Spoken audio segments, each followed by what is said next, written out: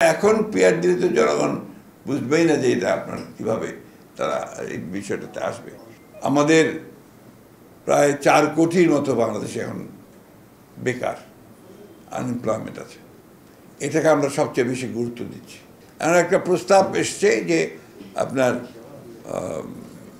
Representative vote, অর্থাৎ আপনার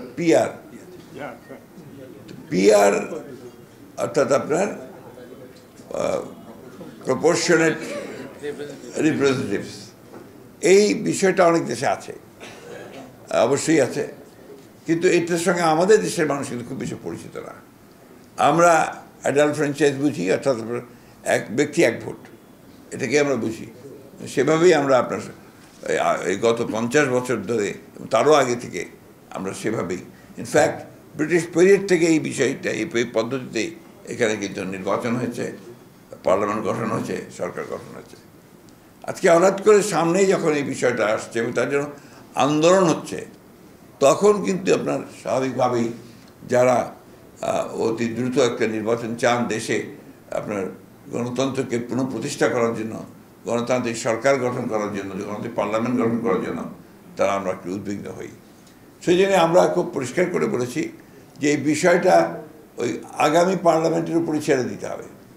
আগামী পার্লামেন্টের প্রতিনিধিরা যদি মনে করে যে তারা তারপর থেকে পিআরে যাবেন, জনগণ যদি মনে করে যে পিআরে যাবে, আর তা নাহলে এখন পিআর দিলে তো জনগণ বুঝবেই না যে এটা আপনার কীভাবে তারা এই বিষয়টাতে আসবে।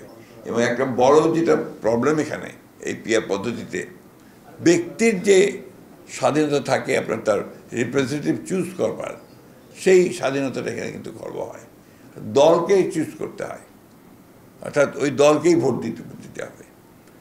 কোনো গোবিন্দবাবু আজকে 4 নম্বরের জন্য চাচ্ছেন, এটা ইম্পর্টেন্ট হবে না। যে দল থেকে চাচ্ছেন সেটা ইম্পর্টেন্ট হবে। দল নমিনেশন দেবে পরে তাদেরকে আপনার পার্লামেন্টে আনার জন্য। RICL TMX, যুগের পর যুগ স্থাপনা থাকে মজবুত। এটার সঙ্গে আমরা ঠিক পরিচিত নই।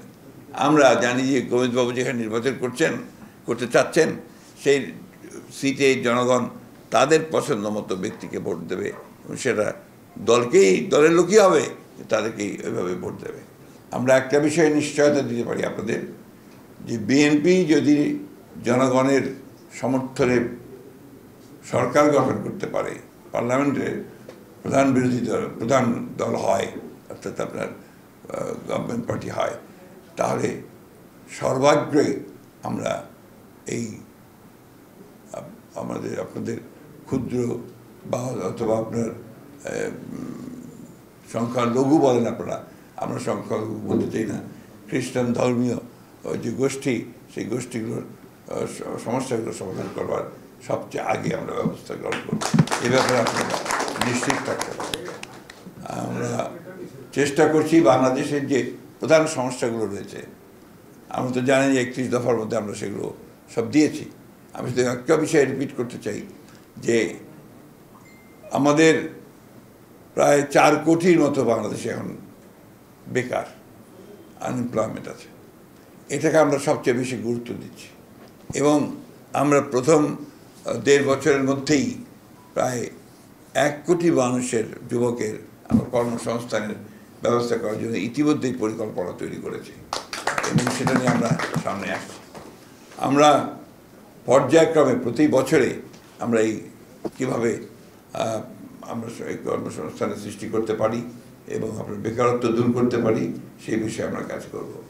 সেখানে নিঃসন্দেহে আপনাদের সম্প্রদায়ের যারা থাকবেন, ওই বেকার আছেন, তারাও তাদের কর্মসংস্থানের সুযোগ পাবেন বলে আমরা বিশ্বাস করি। যাই হোক, ইতিমধ্যে আপনারা জানেন যে আমরা 2টি হাউসের জন্য বলেছি, অর্থাৎ আপনার নিম্নকক্ষ, উচ্চকক্ষ। এবং যেটা নিম্নকক্ষ সেটা আপনার সাধারণ মানুষের অ্যাডাল্ট ফ্র্যাঞ্চাইজ ভোটে নির্বাচিত হবে। উচ্চকক্ষের কথা আমরা যেটা বলেছি যে সেটা প্রাপ্ত ভোটের যেটা ভোট পাওয়া যাবে এবং যেটা যারা সম্প্রদায় থাকবেন সেটা নিয়ে যারা বিশিষ্ট সম্প্রদায়, আমরা এই সম্প্রদায়গুলো কিন্তু আলাদা করে রিপ্রেজেন্টেটিভ থাকার সুযোগ সেখানে সৃষ্টি হবে, অর্থাৎ সেটা একটা আলাদা একটা কক্ষ হবে যেখানে এই সুযোগটা থাকবে। সুতরাং সেটাও আপনার একটা নতুন সুযোগ করে দেবে আপনাদের প্রতিনিধিও সেখানে থাকার জন্য বলে আমি বিশ্বাস করি। যাই হোক, আমি আজকে এই কথাগুলো বলেই আপনাদেরকে আবারও ধন্যবাদ জানিয়ে এইটুকু বলতে পারি যে আপনার গোমেজ বাবুর ব্যাপারটা পার্টিতে অবশ্যই বিবেচনায় সর্বোচ্চ স্থান পাবে। ধন্যবাদ আপনাদের সকলকে।